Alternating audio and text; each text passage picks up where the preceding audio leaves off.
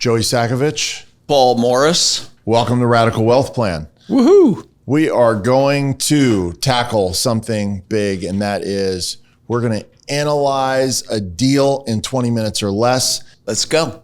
Let's not waste a minute. And one point of reference is that, rates, depending on product type, you're dealing with somewhere between 6 and 7% right now. Just 5 years ago, you were looking at rates that were about half that. So when you do this analysis, before you're buying things that right now don't make sense, that rate adjusts on you, you're in a world of pain. Yes. So let's go. Let's go. All right. So let's first set the context of this particular deal and any expectations that go along with that. Okay. So we're gonna do definitions. I'm gonna talk to you about 8 things. Some of them are very obvious. Some of them might not be. And I'm going to tell you, if you're early into this, if this sounds like something like, oh, wow, this is just too complicated, I say put the pause button on too complicated, because here's the thing. Not all 8 of them are very complicated, and there's only 8. Yes. So let's hit the easy ones. We'll hit the ones that are a little less complicated. Yep. And there's only 8, so let's go. Let's go. All right. What are those 8 elements that you want on the spreadsheet? Gross rent. And we're going to get into each one of them, but Yep. I'll just throw them out there. Gross rent, vacancy rate, operating expenses, net operating income, debt service, cash flow, cash invested, and cash on cash return, which people, of course, refer to as a cap rate. Most investors, they don't lose money because they got the neighborhood wrong, right? They lose money because they bought a bad deal that looked good on the back of a napkin. Yeah. And one of the things we're going to do is we're going to talk about the exact stress tests that kill most deals. They should kill most deals before they kill you. Yep. Okay. So I mentioned this before, and that is basically, same time 5 years ago, rates have doubled. Now, one of the things with commercial property that people don't understand is that commonly in residential, very common, what you're dealing with is a 30-year mortgage, and it might be a 30-year fixed. Yep. For commercial, you're generally not getting a 30-year fixed. You're getting a 5 or a 7 or a 10-year. Now, rates were less than half 5 years ago. So if you bought 5 years ago, even if you have a 7-year adjustable, you're looking at a world of pain coming in 2 years. Yep. That's going to crush your deal. It could crush your deal if you didn't buy it right. Rates change the math. It breaks a deal. Don't give us advice. Give us a framework of a good deal. Okay. And so then what we're doing is we're underwriting reality, not optimism. And one way that we do that is when I look at pro formas, they're looking at appreciation. I never look at appreciation. So it's possible the market goes up. It's possible the market goes down. So I don't even think I'm being that conservative by just saying no appreciation. We know over time real estate appreciates, but the deal doesn't make sense without appreciation. I'm not doing the deal. That's one of the things. Define the win. Define what a good deal looks like. So you need a deal that's going to pay you monthly, and essentially what that means is it cash flows. Sure. The only way in these markets that you can get something to cash flow is you have to buy something that has at least a simple value add. And what I mean by that is if you have a property that's in a very good neighborhood and it's done, you're going to be paying full retail. Now, when you buy something that's on the market, by definition, you are buying retail. But one way to avoid buying retail, even when you're buying something on the market, is you buy something that has value add. So now in that deal, in that $1 million deal, I'm not buying a property that's $1 million. I'm paying $1 million. It's worth $1 million. Why is it worth $1 million? Because it's throwing off this much rent. I'm buying that property that essentially is worth $1 million because the rents are depressed, because there's something wrong with it, because I can put $200,000 into it. Now I'm into it for $1.2 million, and I can justify rents that really match a property that's worth $1.5 million. And that's how you really protect yourself. By affecting the value, future value, bringing future value to it. Correct. So, for example, I have bought property in all markets. I can never determine exactly what is the top or the bottom of the market. Sometimes I'll have a sense like, it's so overheated. It just feels like the top of the market, but that's been happening for a long time. I'm still buying. I'm not sitting on the sidelines. I'd be on the sidelines forever. So I'm protecting myself from a market correction by buying something that's value add. So if I buy it on the last day right before the market crashes, I'm now in that $1 million building that's really worth $1 million. But I know if I put 200 grand into it, it's worth $1.5 million. Let's say the moment I buy it, the market crashes. Now I have $1 million building.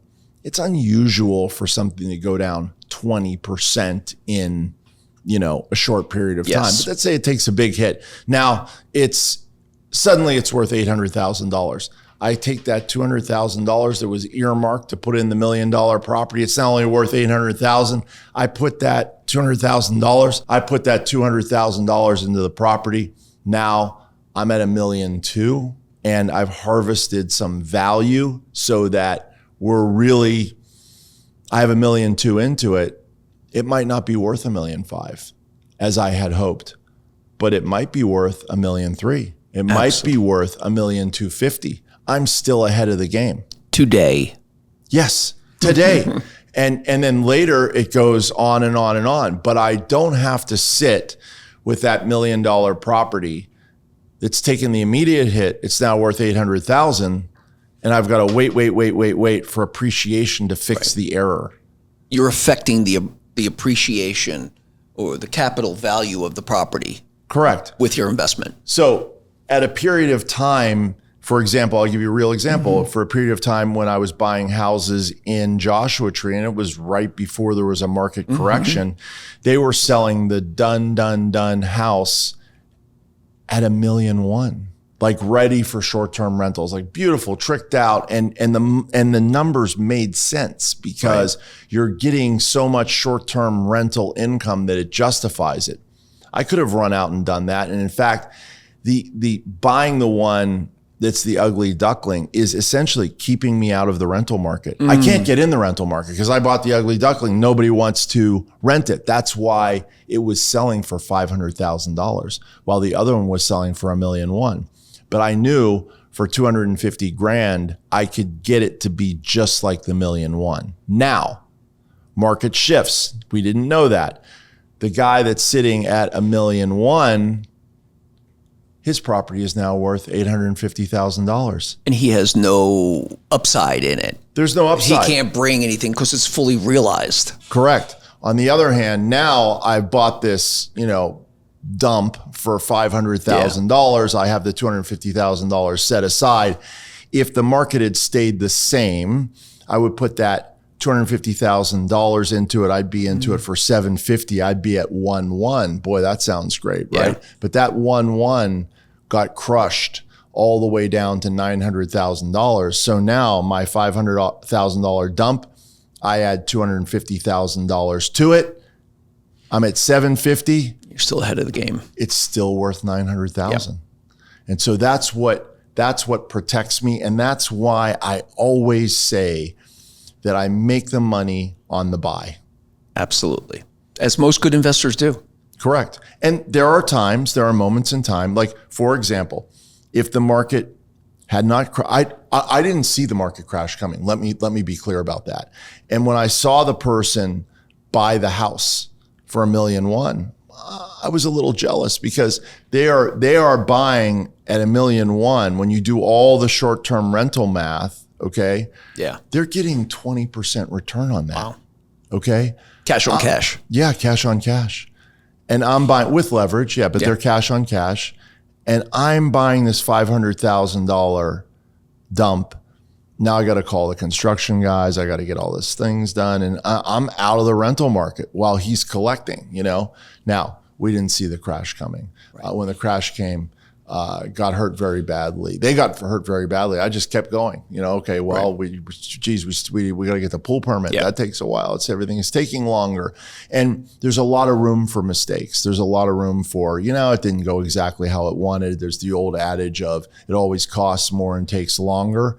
When you're buying the $500,000 property, you put $250,000 into it and looks like it's going to be worth $1.1 million. You've got a lot of room for error. Yep.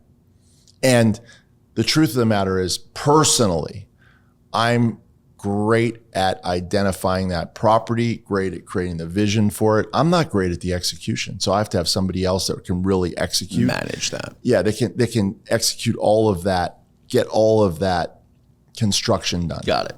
Let's hit the definitions. Please. Okay. Gross rent, that's a simple one. Yeah. That is simply the amount of rent that you collect. So monthly, yearly. Yep.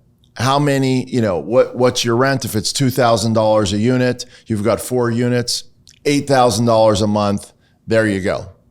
That's your $96,000 a year, $8,000 a month, gross rent. We've got that covered. Now, let's talk about a vacancy assumption. And one of the things that people do is they will literally leave the vacancy assumption out. And here's why. I've got 4 units. All 4 units are filled. We are let's use my property in Culver City. It's in such high demand. There's no vacancy, okay? You still have to work in at least a 5% vacancy. Here's why. Somebody is eventually going to move out, and you're going to have to paint, and you're going to have to make it fresh. It's off the market for a period of time. Right. It could be off the market, even in a hot market, for 2 months, because I got to get in there. I got to clean it up. I got to paint it. a couple of things need to be tweaked. And then you put it back on. You want to make sure you're getting a great tenant. You're not going to take the first tenant that walks through the door. You're taking a bunch of applications. You're sorting through them. So, people really look at a 7% as a vacancy rate. Acceptable vacancy rate is 7%? Oh, yeah. It's sort of an average vacancy rate. And I'm talking about in places where there's a lot of demand. I'll go as low as 5% in like Culver City because it's just super high demand, but I still have to have 5%. Mm-hmm. So now I take my total rent, which we said was $96,000 per year, and I do that times 0.9 if you want to be really conservative. That's a 10% vacancy rate, or 0.95 if you want to be a little aggressive, or somewhere in between. And you just pull out your calculator. Let's just do $100,000. Okay, so if you have $100,000 annual rent, you're looking at $95,000 or $92,000 as your effective rent. And your effective rent is basically your gross rent minus your vacancy rate. And people leave that out. Yeah, and it's tough with smaller amounts of units. You have 4 units and 1 vacancy, and it moves to 25 real quick, right? 25% vacancy for as long as it takes, right? So larger unit buildings really they level out the vacancy rate a lot easier. Now let's talk about operating expenses. Let's go. Because that's very important. Yep. And you got to go for the true number, not the fantasy number. I'm going to tell you, when the people put the package together, it's the fantasy number. And I'm going to give you an example. Again, I'll use one of my own properties in Palm Springs. Mm-hmm. And, I'm trying to figure out, how much is this place costing me? Now, I wasn't renting it, but I still wanted to know, what are the operating expenses? Got it. So I call my bookkeeper and I say, hey, what are my operating expenses? And she's doing this thing where she's, categorizing it. Oh, and you did this one thing, that's really a capital improvement. And, there's this other thing, that was a deferred maintenance. And so what's your, and I'm sorry, I call that all fantasy. So when she was giving me this whole breakdown, I go, oh, you know what? Never mind. How much have I spent total in the last 18 months? Divide that by 18. and give me that number. And she, being sophisticated, is like, dude, that's not your operating expenses. It's got all this other stuff. I'm like, no fantasy, give it to me. Reality. This is reality. And so that's where I'm very conservative on that stuff. And I will say to you that a really good rule of thumb, it can be as high as 35% of your effective rent. So now you take your rent and you lower it by a vacancy rate, and now you lower it again. So again, round numbers, you're looking at, at $100,000 of gross rent, you're looking at about, 30,000, 30,000, then you're 35,000, you can take your effective rent, which is vacancy, and your maintenance. Now, how old is the building? If it's a brand new building, your maintenance rate is going to be a lot lower. But I'm not buying brand new buildings because it doesn't have that great upside in it. Got it. And that doesn't include debt service. That's correct. So let's use our $1 million purchase again. Mm-hmm. Generally, you're putting down at least 25%. Generally, I am putting down about 30%. So now I'm at $300,000. I want to have a cushion because I'm not buying that property that's in A+ condition, because I don't want to end up like the guy that bought at the top of the market with no room to move. So I'm building in a cushion too. So that's to improve or to carry. Yeah. It's not to improve because I have a separate budget to improve. Okay. So I use that $1 million example, and I'm going to put $200,000 into it. And I've done all the math, and I know when I'm done, okay, I'm going to end up with something that's worth $1.5 million, assuming that the market doesn't go up at all and doesn't go down at all. If I were looking at, at that $1 million purchase, I could get into it for $250,000. I'm probably going to put $300,000 down so that my debt service is a little lower. Mm-hmm. I've got more equity. It creates a bit more safety. And then I'm going to have another $50,000 just on the sidelines. As your cushion. Yeah. Not including the $200,000. Got it. So now you really are talking about a lot of cash. Okay. So you get the $1.1 million, it's done. You don't really need the cushion. You can go in with a 25% down. And start up the engine day one. And let's go. Let's make the math easier again. Let's say somebody buys the beautiful building, for $1 million. It's done. Go ahead, put your $250,000 down. I would have some cushion. You don't really need $50,000 cushion. And then you don't need any cash laying around for improvements because it's already improved. Right. And this sounds great to investors. And then the market shifts, and they get their head handed to them. Because they're holding that fully realized, depreciated asset. It's fully done, and therefore there's no room to move. Right. Now, I'm looking at it's not apples to apples because my whole deal is actually a much more capital intensive deal. So to compare apples to apples, we'd have to say, okay, look at, you only have $250,000 to spend. So what are you going to get? And in that instance, I'm really looking at a $500,000 buy. Okay. Now I'm putting down 125. Got it. Okay. I've got $30,000 in cushion, and I've got about $95,000 to improve. So now I've got the $500,000 building. I'm putting about $95,000 in improvements, which you can do a lot. Sure. Okay. And I've still got my cushion. And at the end of that, you've got your $1 million buyer. He's got a place that's worth $1 million. And now you get hit 20% decrease. Now you're at $800,000. Your $250,000 just bought you a building that's $800,000. You could be underwater in terms of rents. I'm taking the same $250,000. I'm buying the $500,000 place. I'm putting $120,000 down, let's say. I've got a little bit of a cushion, and I still have room to move in terms of improvements. Now that $500,000 building is worth $750,000, $800,000. Now you take the market crush on effect, it, right? Now I'm back down to 700 or 650. I'm still even. Put it to you that way. I didn't lose my 200 grand. You're playing with your equity. Absolutely. Your equity in the property, right? No, that makes perfect sense.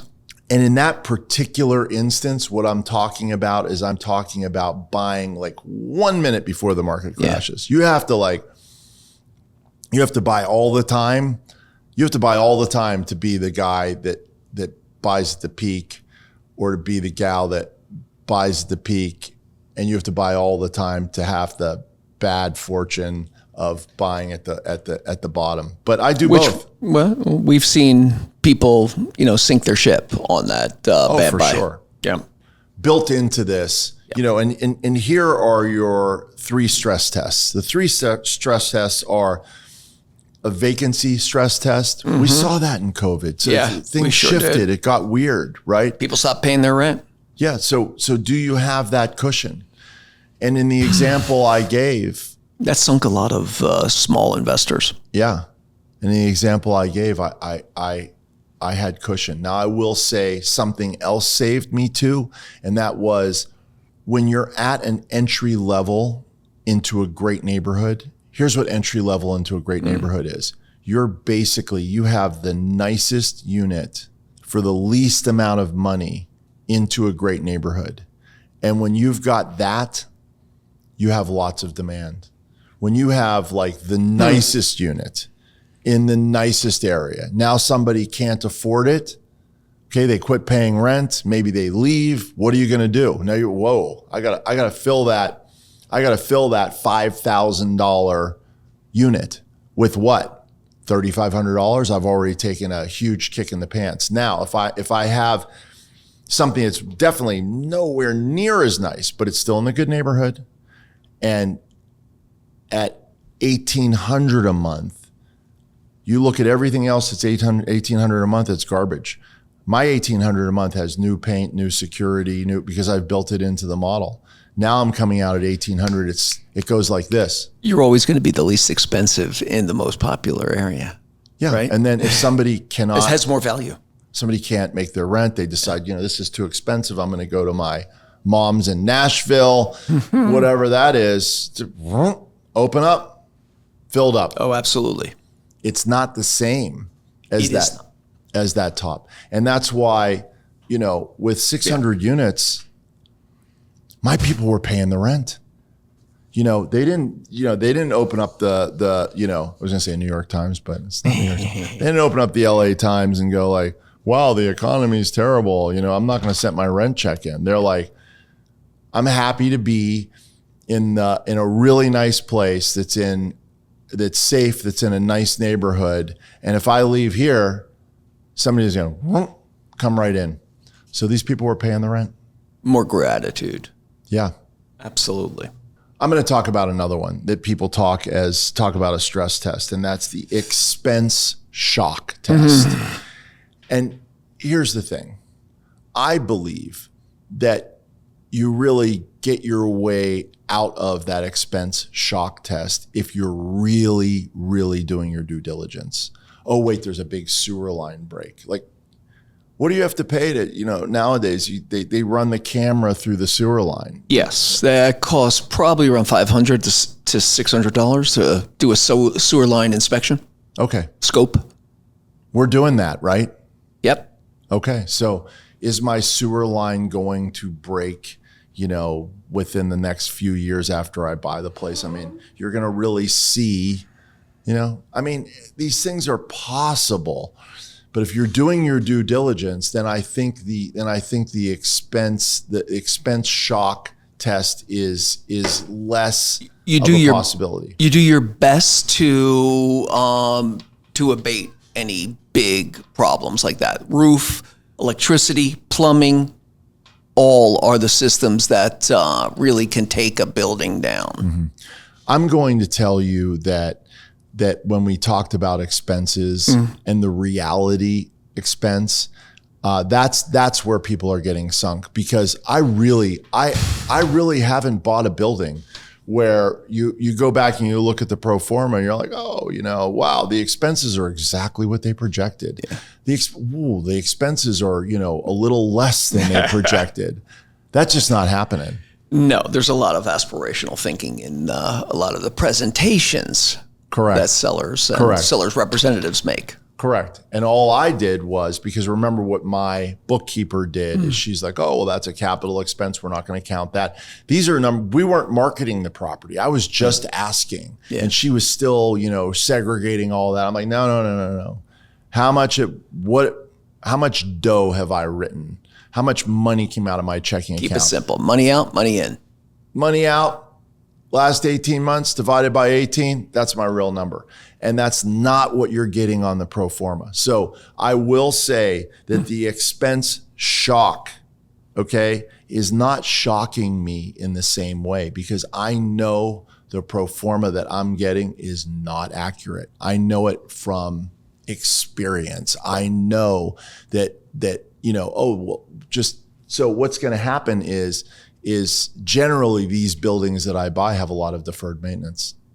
So I get the roofer up there. He goes, yeah, look, you could have 2 to 5 years left on the roof. Okay. When I hear that, I'm like, roof leak.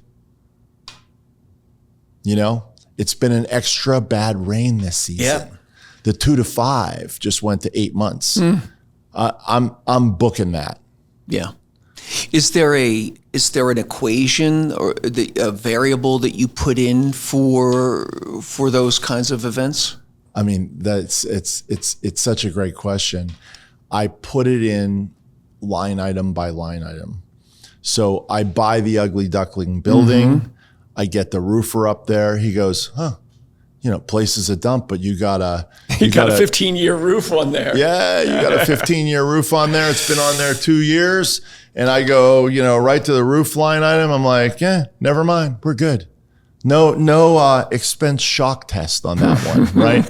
And then they go in, then I get the electrician and he's like, well, the panel's fine, but it really should be upgraded. And then I'm like, okay, whoa, hang on. I know what's going to happen. I'm making the place look cool. I'm getting younger people in there. Guess what? They've got the microwave. They've got they're plugging in 14 things at once, just like I do at my house. Yeah. I've got all the air purifiers, computers. Yeah. I've got I forget what it's called. I had the super upgraded panel. I can't remember what it's called, the arc light breakers on. It's a super safe breakers, which means if I run 3 things at once in the kitchen, I got to run outside and flip the breaker again. That's hilarious. Yeah. So, I just know, so I'm doing a line item by line item expense shock stress test, and if it's marginal, I'm building it in. It helps you negate future expense stress. So what I do when that electrician, so we're just going to say, instead of going up there, the roofer goes, you got 2 to 5 years. I'm like, what's a 15-year roof cost? And then I'm taking that cost of the 15-year roof, and I'm maybe spreading that out over 2 or 3 years. I'm building that in to the cost. I'm expecting in the next 3 years to have to put that new 15-year roof on. When he goes up, he goes, well, actually the building is a dump, but your roof is solid. Now I talk to the electrician. He's like, well, the panel really should be upgraded. It's not an emergency right now.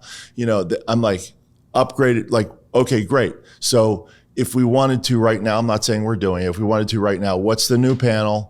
What's the new upgraded panel cost? What are we going to have to change wiring? What are we going to have to do? What's the full deal? And then again, I'm taking that and I'm putting it, if he says, it's not an emergency, it's, eventually you'll need it. I'm putting it into the 2, 3, 4 year category at Absolutely. most. Yeah. Yeah. So especially if you're investing in the property, a third of the property's vacant. I'm going to renovate those units. Mm-hmm. While you're renovating those units, you're upgrading the electricity at some point or another. And I'll tell you that, the last stress test is the rate and refinance stress test, which people did not take. They did not think about it. So 5 years ago, when rates were half, if somebody asked me, hey, should I take a 30-year fixed mortgage? I got to tell you, the smart part of my brain says, don't do it. Do a 15-year, you'll save money. It's still a 30-year loan. It's going to adjust in 15 years. Right. But the reason why I say take a 15-year instead of a 30 is because most people I know don't stay more than 15 years. Especially I was going to say especially in a single family, but in an investment too. And what I do is I look at the spread. And so how much are you really going to save? And if my numbers, if my numbers are tight, I don't buy the deal just to begin with. And so, usually I'm paying a bit more and I'm taking the longer term. And I got to tell you, I say it 1,000 times on this podcast. I do not have a crystal ball. And I will tell you, 5 years ago, when rates were 3%, I was getting 30-year. I could have gotten 2.75 on the 15. And I will tell you, I'm not staying anywhere for 15 years usually. I'm not keeping a rental property for 15 years usually. When I saw that spread of 0.25 to get an extra 15 years, I'm like, I'll take it. Period. I went 30 years on all the stuff that I bought that people were doing the 5 and 7 and 10 years. Short-term lending. Mm-hmm. Yeah, they were just thought it would never change. Yeah. Right? And I knew people that were doing, I forget, there was tied to like some kind of, I should remember what it was called. The LIBOR. Golly, right. I can't even remember the LIBOR. Yeah, they're like, it's LIBOR plus, 0.25 or whatever. Yeah. It's like, 2.6. Yeah. And that rate changes. You don't even forget 5 years. Ooh, that rate was changing like monthly. Yeah. I'm like, no way. I can't sleep at night with that. Yeah. Because then it starts going up and you're chasing it. She's like, well, when am I going to, now if I go to the 15, it's really expensive, but then it keeps going up. It's getting more expensive. I'm not doing it. That would have been a bad equation if you entered into the market that we entered into 3 years ago.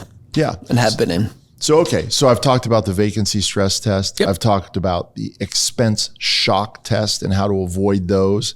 Vacancy stress test is just use a decent vacancy rate. Expense shock stress test is just go line item by line item. And if it's got the 15-year roof and you're 2 years in, not a shock test item for me.